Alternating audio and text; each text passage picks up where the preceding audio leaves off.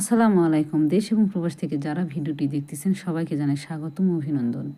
আপনাদের মাঝে আমি রিলসগুলো দিয়েছি আর এখন দেখুন আমি লাইয়ের চচ্চড়ি এক কথায় লাইয়ের আগাডোগা এটা কিন্তু বেছে নিতে অনেক সময় লাগে। এটার ভিডিও আমি দিয়েছি। বাস এখন কথা না বাড়িয়ে মূল পর্বে চলে যাই। বাস এখানে দিয়ে দিলাম পেঁয়াজ কুচি দিয়ে তেল দিয়ে পরিমাণ মতো অনাগরত একটু নেড়ে চেড়ে নিব। এখন দিয়ে দিব লাইয়ের শাক, এক কথায় লাইয়ের যে আগাডোগা, আমরা এটাকে আগাডোগাই বলে থাকি। আর এই যে এখানে দিয়ে দিচ্ছি পরিমাণ মতো আদা রসুন জিরা বাটা, শুকনো মরিচের গুঁড়ো, হলুদের গুঁড়ো, লবণ স্বাদ মতো, এক কথায় সব কিছুই পরিমাণ মতো দিতে হবে যে যেরকম খেয়ে থাকেন। বাস দিয়ে অনাগরত নেড়ে চেড়ে নিতে হবে, এদিক থেকে ওদিক এপাশ থেকে ওপাশ। দেখুন নেড়ে নিতেই কীরকম পানি বের হয়ে যাচ্ছে। এক কথায় এখানে পানি আলাদা করে আর দিব না।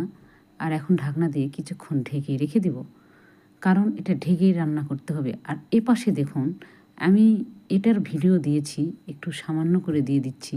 এটা আমি পাঙ্গাস মাছের তেল। পাঙ্গাস মাছের তেল নষ্ট করার প্রয়োজন নেই। এই পাঙ্গাস মাছের তেল দিয়ে কিন্তু আপনারা অনায়াসে মাছগুলো ভেজে নিতে পারবেন। আপনাকে আর সয়াবিন তেল ব্যবহার করা লাগবে না। অসাধারণ একটি ভিডিও আমি কিন্তু আপনাদের মাঝে দেখিয়েছি। আবারও আমি আপনাদেরকে দেখিয়ে দিচ্ছি রান্নার পাশে। আর এই মাছগুলো দিয়েই আমি এক কথায় ওই শাকের আগাডোগাগুলো চচ্চড়ি করব। আমি সুন্দর করে মাছগুলো ভেজে নিয়েছি। এখন আমি একটা একটা করে উঠিয়ে নিচ্ছি। এখানে আমি দুটি চাকা, মানে এক কথায় দুটি চাকা ব্যবহার করব আর দুটি চাকা রেখে দেব। আর দেখুন মাছ ভাজার পরেও কিন্তু অনেকগুলো তেল বেঁচে গিয়েছে। আর এটা আমি লোহার কড়াইতে ভেজে নিয়েছি। ধন্যবাদ। এখন মূল পর্বে চলে আসলাম। দেখুন বাস পানি কীরকম বের হয়ে গিয়েছে। এখন এই পানিটাই আমি আস্তে আস্তে করে কষে নিব। কষায় নেওয়ার পরে অনবরত নেড়ে চেড়ে নিয়ে এখানে আমি পরিমাণ মতো পানি দেব।